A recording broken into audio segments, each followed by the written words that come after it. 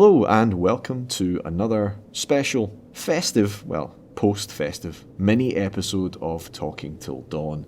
I'm Martin, and with me is Uddingston's answer to H.P. Lovecraft, Mr. Michael Whitehouse. Mike, how are you doing? I'm fine. I don't know, it's weird, because I'm not from Uddingston, but I live here, and I've lived here now for 5 years, but I'm not from here. No, you'll always be an outsider. I'm an interloper. I'm a King's Parkian. If that's a word. Yeah, it is now. It's been coined by Uddingston's H.P. Lovecraft, so now it's a word. So, by the time this comes out, I'm expecting Christmas will be over and we'll all be staring down the barrel of a grey, bleak, penniless January. Unless, of course, you're in the southern hemisphere, in which case you're probably having a beach party or something. Bastards. But hey, we're recording this in 2019, you're in 2020, at least, maybe later. That's like the future. And it's the future that actually sounds like the future, you know, Mike? 2020. I know. Getting so old. I know, you are getting old. But yeah, that's one thing you've got going for you. You know, you're going to be in 2020. That's excellent. But tonight... Beautiful. Tonight, Mike, we are heading in the opposite direction. We are going back to the mid-19th century, to a region of sweeping maritime coastlines, quaint villages, high moorland, and rolling rural hills. That's a bloody tongue twister, that one, but somehow got through it. I already want to go there. The county of Devon in the far southwest of England is steeped in history and magical folklore, much like Wiltshire from the last story, actually. But from ancient Neolithic sites to tales of smugglers and pirates to legends of ghosts and demonic forces and strange lights in the skies, it's the perfect mythical backdrop for what was to happen there deep in the winter of early 1855. That winter was a dark and fiercely cold one. Temperatures remained at or around freezing from just after Christmas time right through to March, and a heavy layer of ice and snow had built up over the freezing weeks and months. On the 8th of February, there was a further snowfall, and when locals awoke the next morning, they found the county blanketed a few inches in some places, several feet deep in others, but snow wasn't the only thing that had arrived in the night. The next morning, according to witness reports from across the region, people awoke to find marks in the snow. They resembled hoof-prints, 3 or 4 inches wide, 4 or 5 inches long, depressed into the snow at very regular intervals. That in itself, Mike, wouldn't have attracted a second look, I don't think. I mean, this was a rural region. It would have from me. Well, yeah, but we know about your interest. Satan. There'd been a lot of animals, both domestic and wild, would have been commonplace. Modern motor vehicles hadn't been invented, and horses wouldn't be supplanted as the primary mode of transport for like another 60 years or thereabouts. What impressed upon the witnesses, and what chilled newspaper readers across Britain in the following days, was threefold. Firstly, that the prints did not follow the gait of any four-legged animal known to locals. The prints proceeded in single file, one perfectly in front of the other, at 8 or 16-inch intervals, an extremely strange posture even for a biped, even for like a human. If you had hooves, would you be able to walk perfectly 1 foot in front of the other for long distances? No, you swing side to side as you walk. Your feet are, left, right. I would skip. You would skip. Well, maybe it was someone hopping on 1 foot. Skip joyfully. Crack the case. Well, secondly, these imprints, presumed due to their sheer distinctiveness to have belonged to a single creature, were found to have materialised all across the area of the Exe estuary in the space of a single night. At the very least, from the town of Exmouth to Teignmouth via several smaller villages, with further reports coming from Totnes and Torquay, taking a route with several loops and switchbacks, appearing in places suddenly, then stopping randomly, with a complete route totalling an estimated 40 or 50 miles. There were even some reports that these impressions were found further afield in Dorset and even Lincolnshire. Now, I should say, I haven't been able to absolutely confirm that those were reported as happening on the same morning. There was a flurry of reports in the following days, but if they were, that's a total distance of 200 or 300 miles in one night. Even if not, 40 or 50 miles is an incredible distance for any animal to cover on foot in one night. Thirdly, and I think most startlingly, whatever had made the prints had allowed no obstacle to impede its progress. What do I mean by this? I mean, for example, tracks leading up, straight up to a 12-foot high wall, stopping dead on one side and then picking up without interruption on the other side, light as a feather. In other cases, the prints approached homes and barns, reached the outer wall, and then continued over the rooftops. 100% it's Krampus, mate. 100%. Yeah, we're coming back to Krampus. No, I keep saying this. I keep saying this in our festive episodes. It's Krampus. I can't argue with that in this case. I can't think of a better explanation. Whatever it was seems to have been completely silent. I had a look, and in the short time I've had to research this, I haven't come across any reports of occupants of these houses being awoken by noises or hearing a peep. There are even, and I think we can all agree this is creepy, Mike, there were even instances where whatever made the hoof prints seemingly approached the door of a household and stopped there before turning away in a different direction. Yeah. As though whatever it was had walked up and just stared at the door. Yeah, that's the sort of stuff that I don't like. Merry Christmas! I don't like hearing that sort of stuff. As you might imagine, a sense of dread began to settle on the populace as word spread from town to town and more tracks were discovered. As the day went on, a posse of armed men set out from the seaside village of Dawlish, intent on tracking down whatever had left the marks. They began in the churchyard, where the trail wound through crumbling snow-capped graves, following them to Luscombe Wood, a mile and a half to the east. Then the tracks turned north, where they met Dawlish Water, where the tracks stopped at the riverside, presumably carrying on from somewhere on the opposite bank. The men then retraced their steps back to the graveyard and onto a village called Oakland, where the tracks, well, in the words of one of the party, the tracks had stopped and started suddenly in the middle of fields, as though they had been left by a bird or something more mysterious that had then taken wing. More of the strange tracks were found across the region in the following days, but the source of the prints was never found. Oh, Martin, I'm sorry to stop you. I just had a slight power cut for a second there. Do you think connected? Yeah, creeped the hell out of me. All the lights went off for a second there. Just check the windows, man. Check there's nothing staring in at you. No, don't do that to me, Martin. Come on. Something was out there looking You in. know what my imagination's like. Sorry, Emma. Don't do that. Savage bastard. But the lack of explanation, the fact that there was no explanation forthcoming, seemed only to feed the public's disquiet. It seems that in some quarters an outright panic began to set in. Local newspapers initially picked up the story, but then soon it was being reported up and down the country in the national press. A week later, the Times of London reported, "Considerable sensation has been evoked in the towns of Topsham, Lympstone, Exmouth, Teignmouth and Dawlish, in the south of Devon, in consequence of the discovery of a vast number of foot tracks of a most strange and mysterious description. The superstitious go so far as to believe that they are the marks of Satan himself, and that great excitement has been produced amongst all classes may be judged from the fact that the subject has been descanted from the pulpit. There was hardly a garden in Lympstone where the footprints were not observable.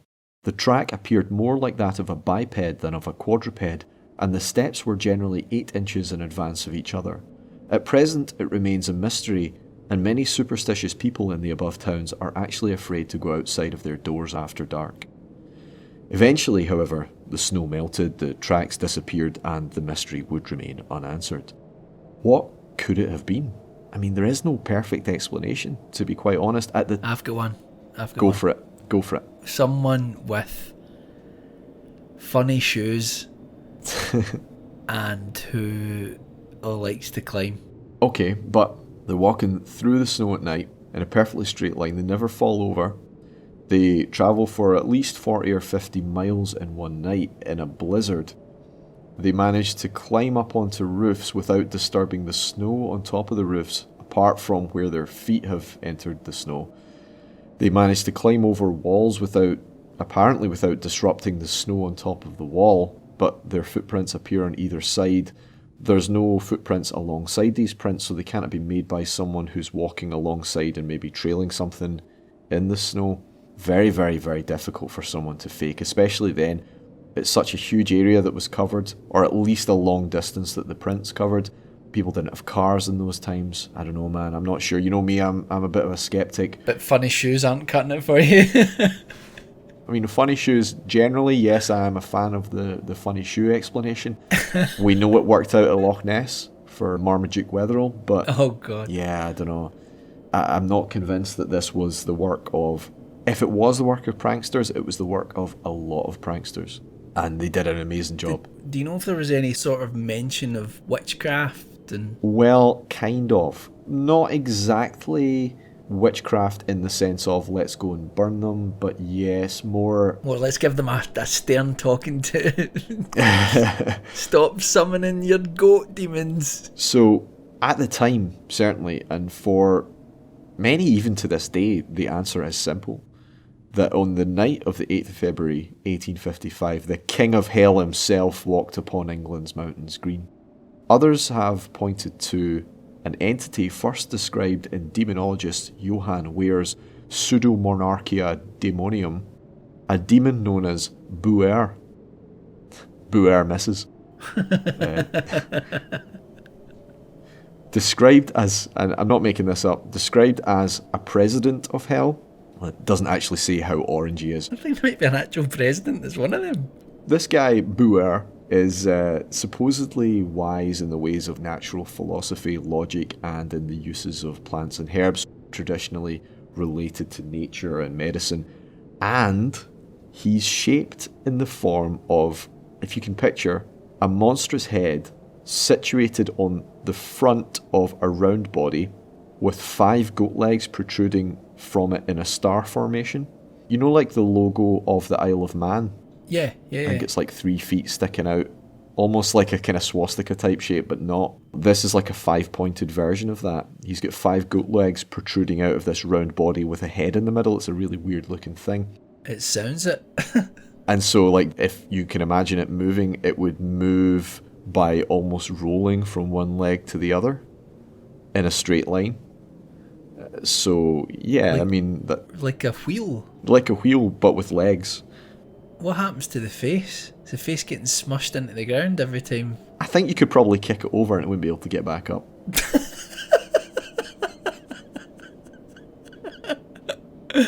It's bizarre anyway. It's bizarre. It is bizarre. Was the demon Buer rolling around that night? He's actually, I'll send you a picture of him, he's actually kind of cuddly looking if it wasn't for all the legs. Oh, he's a kind of harmless one. Definitely rather bump into him than Satan on a dark night. I don't know. He's just bizarre looking. He's almost like something out of a cartoon. From a more sceptical point of view, the author Joe Nichol points out that written accounts of the hoof prints seem to vary a bit from source to source. Most descriptions describe something resembling a cloven hoof. That is, something resembling the kind of two-toed hoof shape that you get on cattle and goats, for example. Other descriptions, though, and most visual reproductions from the time where people have drawn out the shape and put them to a scale, seem to show something more resembling a horse's hoof or even a horseshoe impression. This could simply be down to miscommunication. Photography was in its infancy at the time. There were no cameras around. No one got a picture of these prints. Perhaps they were something resembling a horse's hoof, but the reporters who relayed the story, either consciously or unconsciously, added the detail of the cloven hoof because of the connection with Satan. Alternatively, it's entirely possible that a few people saw prints in the snow that they didn't recognise simply because Devon is not often covered with snow. Right. Prints caused by natural things such as badgers or wood mice. Wood mice are known to hop through the snow and actually leave parallel indentations in a way that's kind of similar to hoof prints, and they wouldn't have any back and forth like a step. For 15 miles? Probably not, but yeah, I mean, a wood mouse couldn't travel for tens or hundreds of miles in one night. But once a panic begins to spread from town to town, you've got people going out to look for anything unusual because they've heard about something in the next village, and maybe seeing things in their own vicinity that were perhaps commonplace, but which they would never have usually noticed had they not been on high alert. You can kind of squint and see how a panic like that might spread across a county, possibly. A clergyman from Teignmouth, Reverend G.M. Musgrave, wrote to the Illustrated London News with the news that the phenomenon had been explained away by an escapee from a private zoo. He writes, "In the course of a few days, a report was circulated that a couple of kangaroos escaped from a private menagerie, Mr. Fish's, I believe," and I think that's our good name for the day, Mr. Fish's, I believe, at Sidmouth. However, there's another twist, because it seems like that was never actually confirmed to have happened and may actually have been made up. Musgrave later admitted to having an ulterior, albeit well-meaning motive to spreading this idea. Soon afterwards, in March, in what I think was a private correspondence to the editor of the paper, I couldn't quite confirm what the context of the letter was, whether it was actually published in the newspaper or not, but he writes to the paper, "I found a very apt opportunity to mention the name of kangaroo in allusion to the report then current. I certainly did not pin my faith to that version of the mystery, but the state of the public mind of the villagers, dreading to go out after sunset under the conviction that this was the devil's work, rendered it very desirable that a turn should be given to such a degraded and vitiated notion, that I was thankful that a kangaroo served to disperse ideas so derogatory." So, in other words, he found that it was useful to say that a kangaroo had escaped because he was sick of his parishioners being terrified to go out at night because they thought the devil was kicking about. Or, have you seen a kangaroo kick someone? Yeah, I mean, I wouldn't want to go toe-to-toe with one. I still wouldn't want to go out at night. Have you seen that video of the guy fighting the kangaroo over his dog? Yeah. That's crazy. Yeah, it's amazing. He's so lucky. I mean, a kangaroo can knock your block off. Oh, yeah. But it is a great video. And this sounds really cruel, but... So the kangaroo is like strangling the guy's dog. The guy runs up to save his dog and the kangaroo won't let go. Now, kangaroo can, with a kick, disembowel a dog. The guy, not knowing what to do, does the first thing that comes to mind and he cracks the kangaroo with a left hook. And the kangaroo just looks really surprised and lets go of the dog and then walks off or bounces off. I don't want to say it's great because it's never great to see an animal punch in the face, but... They both stand off for a second as if they're two people fighting. Yeah. It's a strange thing because they used to do that whole thing with kangaroos wearing boxing gloves and all that. Cruel, so cruel. But it made me think when you were talking about they were blaming the kangaroo for this, I thought just like those old Looney Tunes. So there is one more possible explanation, and I find this one really interesting because, Mike, it closely parallels the Roswell incident almost 100 years before that took place. Alright. So, in 1985, a novelist called Geoffrey Household, he's a household name, Michael. There's our name, that's our name, Geoffrey Household. Come on. He's a famous novelist, apparently. I'd never actually heard of him, but apparently he is a household name. He wrote a non-fiction book investigating this mystery. In the course of researching this book, he interviewed several elderly people whose long-dead relatives had been alive and living in the area at the time of the event. One of these was a local military man by the name of Major Carter. For the purposes of this, and given where it takes place, I'm going to choose to picture the Major from Fawlty Towers. Perfect. Major Carter's grandfather had worked at Devonport Dockyard in Plymouth, about 40 miles west of Teignmouth. The grandfather had passed down to his grandson that an experimental observation balloon had accidentally escaped. Is escaped the right word?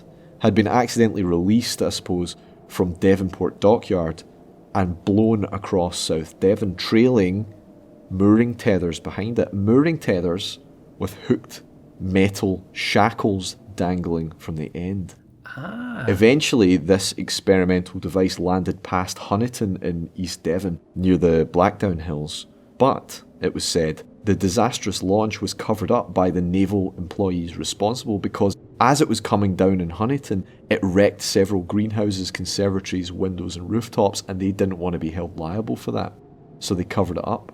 So... That's fascinating. Yeah, I think it's a great theory. It's pretty solid. There's still some problems with it though. For example, why did these shackles leave regular, delicate, silent indentations across the Exe Valley but then start trashing buildings when it got to Honiton? What changed? It's the same object. Yeah, I suppose. How did it manage to avoid getting tangled in trees or hedgerows as it travelled all that distance as well? Obviously it's low enough to the ground, it can make these marks, the trailing cables. Why did the trailing cables never get caught in a tree? Yeah, either way, it's a great story, as you say. It's almost an interesting dry run for some of the Roswell accounts, the weather balloon and... Yeah, just blame it on a weather balloon, Martin, that's what you're saying. Just yeah. anything weird happens, blame it on a weather balloon. It goes to show that blaming stuff on a weather balloon has a long and varied history. Standing somewhat in opposition to this explanation of the freak balloon accident is the fact that, in fact, this might not be the only case of its type. This might have been something that's been happening all over the world and for a long, long time. And there's shades here of what we were discussing earlier about the Warminster thing. 15 years earlier, up here in Scotland in fact, the following event was written about in the Times, 14th of March 1840. Among the high mountains of that elevated district where Glen Orchy, Glen Lyon and Glen Ochey are contiguous, there have been met with several times during this and also the former winter upon the snow the tracks of an animal seemingly unknown at present in Scotland. The print of the foot in every respect is an exact resemblance of that of a foal of considerable size, and this small difference perhaps, that the sole seems a little longer or not so round, but, as no one has had the good fortune as yet to have obtained a glimpse of this creature, nothing more can be said of its shape or dimensions, only that it has been remarked, from the depth to which the feet have sunk in the snow, that it must be a beast of considerable size. It has been observed also that its walk is not like that of the generality of quadrupeds, that it is more like the bounding or limping of a hare when not scared or pursued. It is not in one locality only that its tracks have been met with, but through a range of... Mate, it's a chupacabra. That's what we're dealing with here. But just come out and say it. Through a range of at least 12 miles. Well, of course then, we also have the case in New Jersey, 1909, of nearly identical tracks in the snow, attributed to the phantom creature known in American folklore as the Jersey Devil. But that... Jersey Devil. That is a story for another time, I think. I'm on tenterhooks here. What about the Jersey Devil? What happened? That's the Jersey Devil's a whole other episode. And that's true. Can I just say though, like, I do remember a few years ago, I think it was on Reddit, there was a woman that lived, I think, by a farmstead, and something very similar to like this was happening. She posted pictures of it online. I can't remember the exact details, but all of this is very similar to that. These sort of bipedal, hoofed prints in the snow and in mud. Yeah. It's exactly like what I was saying. There are widespread from all over the world accounts of this. They're not common, but they do happen. There was actually some further sightings of hoof prints in Girvan in Scotland. I think that was in 2013, although there was some indication that that might have been an April Fool's prank. But there are, you're right, there's so many sightings of these things. The mention that I was making there of the Jersey Devil is a much broader range of phenomena. And I didn't want to get into all the other things, but one narrow aspect of that is that early on, one of the first things that was noticed was very much like this, hoof prints in the snow, travelling for a long distance and not seeming to obey the normal laws. It's fascinating though. Yeah, definitely. It is fascinating that there are still footprints of, appearing that are similar, that are being attributed to something that might not have been discovered yet, or... Sure, I mean, I have doubts that this is an animal.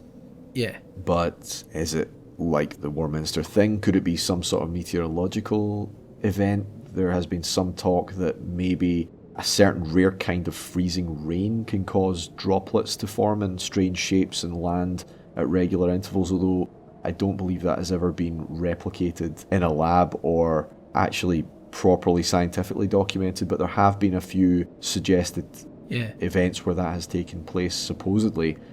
Again, that's something that is unknown. It may not be a monster or a ghost, but we can find the unknown by looking at mysteries, so... Absolutely.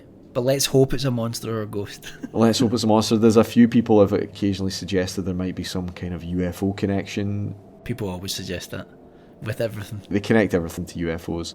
But, we get crop circles. Well, maybe this is something else like that. Well, we know crop circles are fake, but people believe they're real, so there's a wide range of potential candidates here. But now, Mike, the sun is coming up. The sun actually nearly is coming up, but it's nearly 1 o'clock in the morning and I need to get in my bed. Yeah, yeah. While we've got your ear here, do subscribe to Talking Till Dawn on your favourite podcasting service, review us on iTunes, and feel free to get in touch on Facebook or Twitter.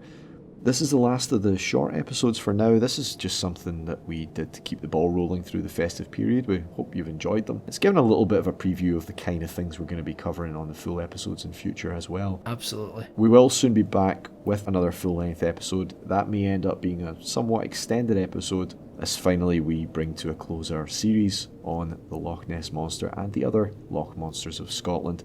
Keep your ear to the ground for that. It's going to be a beast. It's going to be a beast. I'm looking forward to it. Until then, take care of yourselves. Good night, everyone.